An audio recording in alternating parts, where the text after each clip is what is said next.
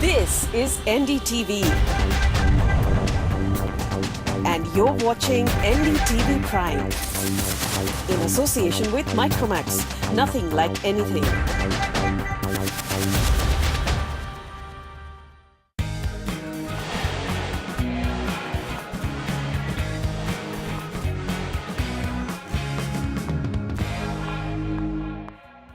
The hottest developing trends in Indian real estate and the hottest properties across India's top micro markets. You will see all this and more on Property It's Hot today. I'm Anjali Iswal and let me run you through this week's lineup. Reality check of Porur in Chennai to find out why it is grabbing the attention of the big developers. A price check for second home seekers in the Mumbai metropolitan region.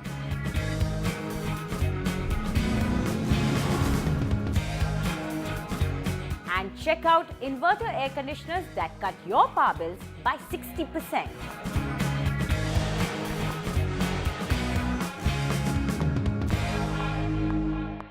While discussing Chennai's real estate, we often forget that there are micro markets beyond the IT expressway. In fact, as underrated as these micro markets are, they have steadily climbed up the growth ladder to become serious contenders in this city's growth story. Jude Sanith brings you up to speed with Chennai's Porur micro market, telling you how some national developers have also begun launching projects here. Take a look. 25 acres, 20 towers and 2,600 units. In the hustle and bustle of one of Chennai's busiest localities, one of Bangalore's oldest realty firms has made its mark. When Prestige Bella Vista will be completed next year, it will be one of West Chennai's largest residential developments. An ideal start in what is regarded as a not-so-popular micro-market.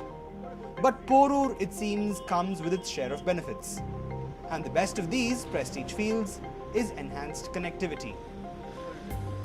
Thanks to the multiple bridges that's been done, with that you can reach Ambattur, where the main IT place and again in manufacturing place, where it can reach there by about 30 minutes. Look at Anna Nagar, you can reach a place there within 30 minutes because of the bypasses. And that way, this connectivity is a great plus in this particular place.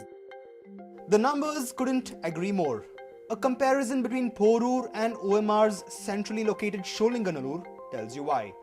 A drive from the CBD in Nungambakam to the Porur junction is all of 10 kilometers. This, while the much hyped Sholinganallur loses out on the connectivity front thanks to the 22-kilometer long commute. Porur also scores heavily with proximity to micro markets like Sri Perumbudur, the Chennai Bypass Road and State Highway 55. Sholinganallur's only link to the city is through the ECR Link Road and of course OMR itself. In fact, this study by IndiaProperty.com points out that Porur has accounted for nearly 17% of the city's demand for quality real estate. 40% of this, the report says, is for medium to large-sized apartment units. On the back of these findings, national developers like Brigade and local realty firms like Prince Foundations have also announced plans to break into the market. Not surprisingly, large unit sizes at prices of just 5,000 to 6,000 rupees per square foot is the flavor of these times. These are a premium segment housing, but even there you need to offer value for money to your customers. So pricing it at 5,000 takes a lot of strategy involved in terms of, say, a 2-bedroom vis-a-vis a budget home which would be at 700 or 800 square feet. Here you have a 2-bedroom at 1,100 square feet, or a 3-bedroom vis-a-vis at 1,200 square feet. Instead, here we have given it at 1,500 to 1,700. One thing's for certain, a rupees 70 lakh price tag is sure to cater to the locality's workforce in the IT and manufacturing segment. With USPs like social infrastructure and enhanced connectivity, Porur has surfaced as a keen contender in the city's search for realty beyond OMR. In Chennai, Jude Sanith, NDTV. From Chennai to the Mumbai region, a second home where you can relax and unwind on weekends is on every Mumbaikar's wish list. There are many destinations and projects offering peaceful second home options in the Mumbai metropolitan region. But how do you get yourself the best deal? Ashish Bhatia helps you with that.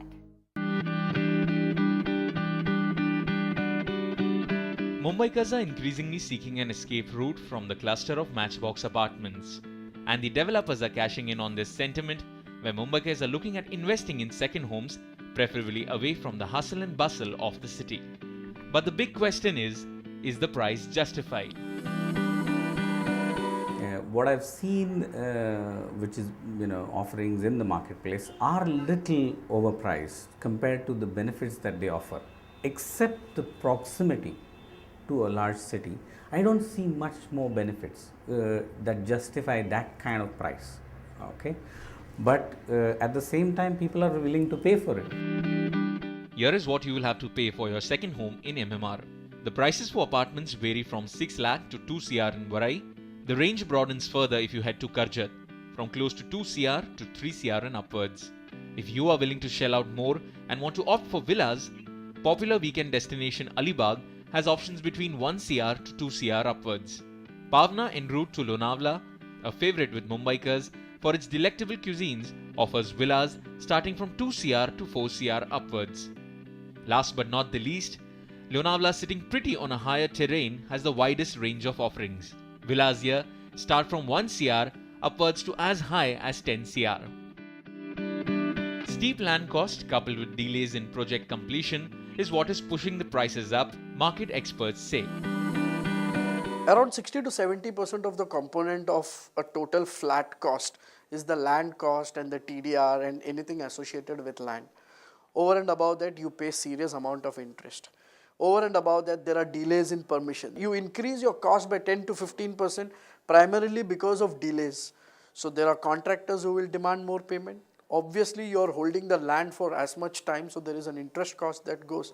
So the margin left with developer is hardly anything. Absence of a weighted price index for second homes is adding to the confusion over prices. But if you have made up your mind to invest in a second home, here is what industry experts say you should take into account before you make the decision. According to you, you should not get into, okay, this is a good ad, and you go and in that, impulsive buying should not happen. So according to me, the, price, the destination and what kind of product you select, you have to thoroughly, think on those things and buy the second home. One has to look beyond these typical locations and go to newer locations to really find the money's worth. So next time you decide to step out of the city limits and part with your hard-earned money for a second home, remember it's you, the buyer's prerogative, to scout the project beforehand and judge the true value of the project. As the experts say, if the buyer is willing to pay, who's to question the developer for charging a premium? With camera person Rakesh Solanki, Ashish Bhatia for NDTV. You could be rich, you could be famous, and you could even have the world at your feet. But if you are single and looking for housing in Mumbai, then be prepared for the worst. Flat owners and housing societies in Mumbai are increasingly adopting the no spouse, no house approach and refusing to rent out to single men and women. Is this legal and is there a way out? Ankita Sinha gets you this story. Pratik Ghosh is living the dream life. He has a great job, earns a good salary and has a squeaky clean background. Yet he has one major problem. While he wants to rent a house in Mumbai, no one seems ready to give him one. The first time I came to Mumbai, I went looking for houses and stuff. And the worst thing was like, everyone asked me the same question, are you a bachelor? Are you living with your family? And once I said I'm a bachelor, that was like a huge drawback. Everyone were like, they didn't want to give me a place. Pratik is just one among thousands who are finding out the hard way that India's financial capital is no home for single people. Regardless of how good your references are, for most landlords in India's financial capital, renting out their flats to bachelors is a complete no-no. Most of the brokers and the landlords, landladies, they were looking for families. It's definitely tougher for bachelors to find a house in Bombay. If you thought that only men had it tough, think again. Single women on average face a tougher time getting housing, with landlords preferring men as they have less to worry about in terms of providing safety, security and even comfort. In that scenario, being a single man gives you an edge. The primary problem that girls have is if they're seen with a man anywhere in the vicinity of whatever accommodation they hire, or if they're seen in the presence of alcohol, if they're seen coming back late, it is considered as a dent in your personality and in your overall character. And immediately you are considered unworthy for a particular accommodation. Most societies openly put up boards stating that no single person can be allowed to rent an apartment in the complex. They go to the extent of imposing penalties on landlords and real estate agents who defy these rules. As a result, even real estate consultants have started steering clear of single people. Maximum societies are not allowing the bachelors to stay in the society. If they'll stay with their parents, then only it is allowed. So we also doesn't want to take that thing. This intolerance continues despite finding no place under the law.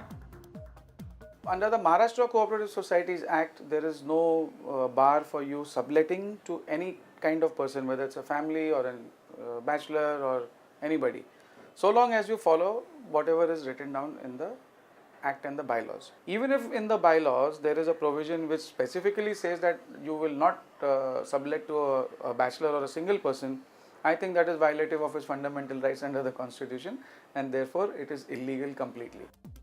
But not too many single people are aware of this and so are forced to continue on. In the meantime, sites like Flat.to have emerged as thriving platforms for single people looking for housing. So there you go, the message from Mumbai is loud and clear. If you're single and looking to rent a flat, then maybe it's time to get married. However, with the rise in the number of working professionals in the city, maybe it's time the authorities stepped in just to ensure that these single people have a place to call home. Ankita Sinha, NDTV. We will take a brief pause. When we come back, we'll talk about a new trend in interior design solutions to create a pet-friendly home.